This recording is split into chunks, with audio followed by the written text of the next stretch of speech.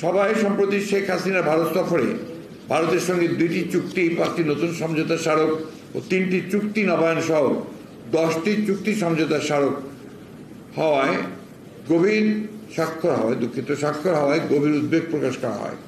সভা মনে করে তিস্তা সহ অভিন্ন নদীগুলির পানি বন্টনের কোনো চুক্তি না করা, সীমান্তে বিএসএফ কর্তৃক বাংলাদেশি নাগরিকদের হত্যা বন্ধ না করা, একতরফাভাবে ভারতকে সকল প্রকার সুবিধা প্রদান করে বাংলাদেশের স্বার্থ ব্যাপকভাবে ক্ষুণ্ণ করা হয়েছে।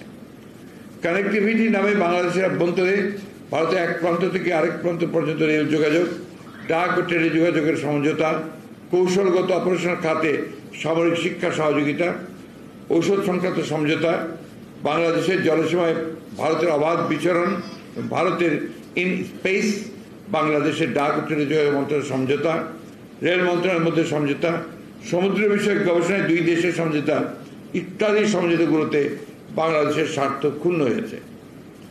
ভারতকে সকল প্রকার সুবিধা প্রদানের বিনিময়ে ভারতের কাছ থেকে বাংলাদেশের কোনো স্বার্থ আদায় করতে শেখ হাসিনা সম্পূর্ণ ব্যর্থ হয়েছেন।